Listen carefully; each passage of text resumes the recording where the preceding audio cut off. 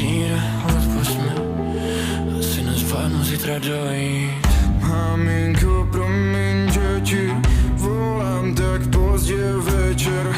Sedím na záchodě v klubu, kde bych měl mít zrovna teď.